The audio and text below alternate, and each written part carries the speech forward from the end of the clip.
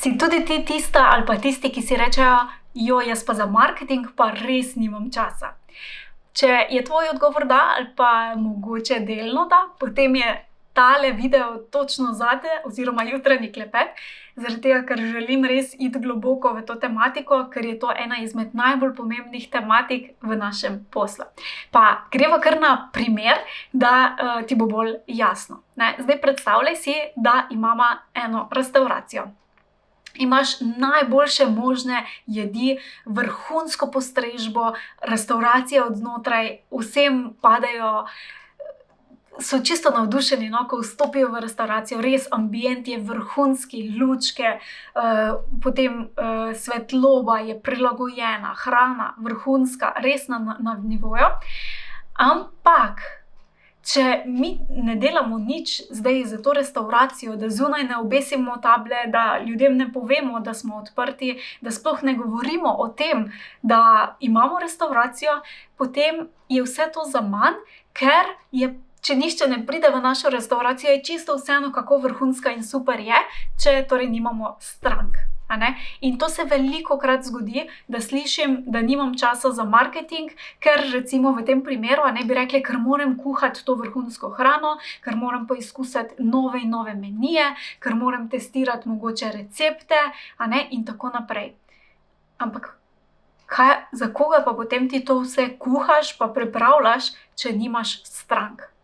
In enako je čisto za vsako podjetje oziroma podjetnika. Če v ozadju pili svojo ponudbo, če se izobražuje, kako je lahko še boljši, pa boljše, seveda je to potrebno ne narobe razumeti in zelo fajn, da delamo na tem, ne sme pa biti fokus oziroma da samo to delamo.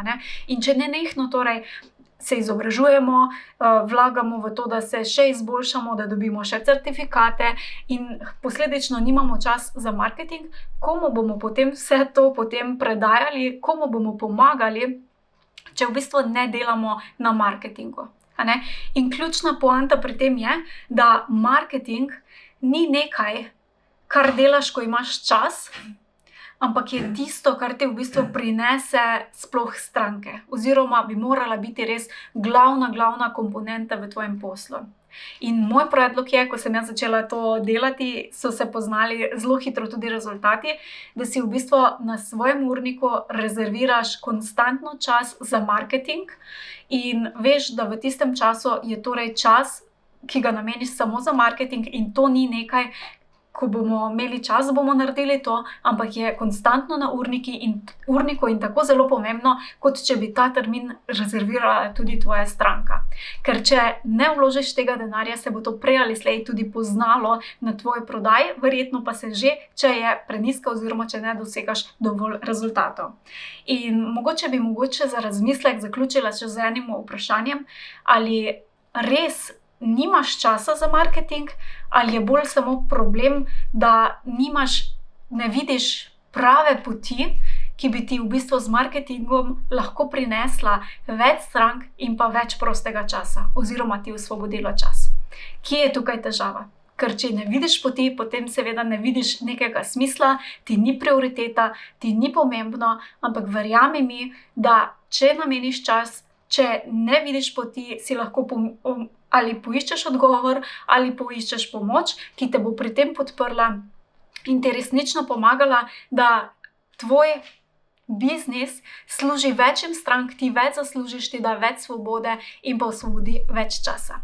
Tako da naj ne bo več izgovor, nimam časa za marketing.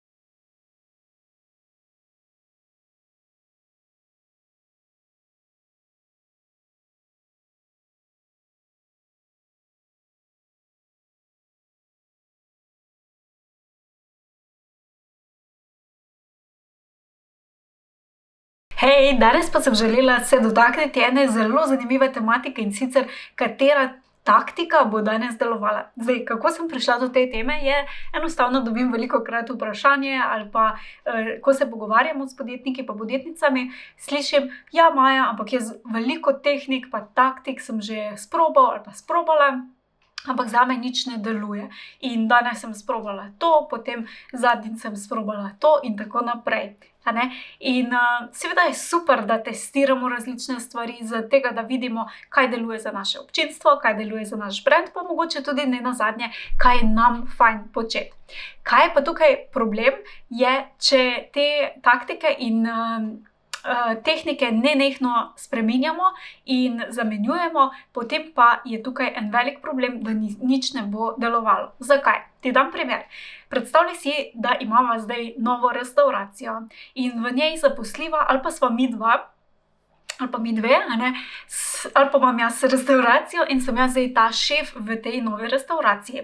In zdaj, ker ne vem čisto točno, katera hrana bi se najbolj prijela v tej naši restavraciji, potem en teden preizkušam mehiško, potem drug dan poskušam malo kakšne druge azijsko, potem slovensko kuhinjo in tako naprej.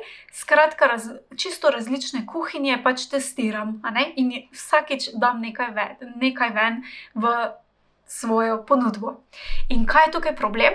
Da stranke se v bistvu sploh ne vejo, kaj bi prišle k tebi jesti. Oziroma, enkrat bojo dobile mehiško hrano, pol bojo dobile azijsko, potem neko čisto slovensko, recimo tradicionalno, nič ni narobe, da ne bo kdo narobe razumel. Ampak seveda je tukaj potem problem, da stranke sploh ne vejo, po čem si ti poznan, kaj od tebe pričakovati, in bodo reši izbrale koga drugega. Tako da, kaj ti tukaj želim poudariti je, da če smo mi kuharji, dajmo vztrajati nekaj časa pri eni taktiki, pri eni strategiji, da zalaufa, da sploh ima možnost zaživeti. In običajno posamezne strategije celo potrebujejo tam 3 do 6 mesecev, odvisno pa seveda kakšna je, da sploh imajo kakšne rezultate, oziroma da vidimo pa, da tudi imamo čas jo izpiliti, izboljšati in tako naprej. Tako da, katera tehnika bo danes delovala, daj mogoče to na stran, daj se odloči za eno, jo dobro preuči. Pomembno je tukaj tudi, da če se odločimo za neko tehniko, za neko strategijo, da jo res tudi v ozadju poznamo. Velikokrat, kar jaz slišim, je: ja, to pa ne deluje.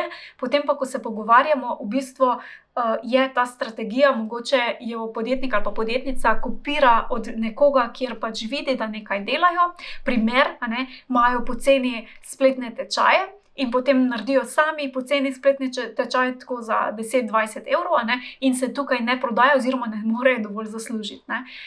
Problem je v tem, da niso pa videli, kaj se v ozadju dogaja, in so kopirali samo, kar je za javnost vidno. Naprimer, v ozadju je lahko mogoče ta program za njih samo ena vstopna točka za njihov posel, ki pokriva same oglase in nima v bistvu v biznisu nekega posebnega vloge, da bi potem, da bi potem od tega poceni spletnega tečaja tudi živeli, ampak je v bistvu v ozadju narejen cel mehanizem, ki potem prodaja naprej. Če pa mi torej zgradimo samo to fasado in kopiramo samo fasado, pa ne bo delovalo. Večkrat rada dam tudi primer, da če želimo skopirati avto, lahko skopiramo čisto avto, torej če rečem ogrodje, do potankosti enako kot je pri sosedu, ampak če ne kopiramo tudi motorja in notranjosti, potem bo avto malo manj uporaben. Zato torej ne kopirati, in pa fajn je, da smo tukaj vztrajni, da damo priložnost, da naša strategija oziroma tehnika sploh zaživi. Tako da, upam, da ti današnji jutranji klepet pomaga pri tem, da daš fokus, kaj je najbolj pomembno in kaj ti bo prineslo rezultate.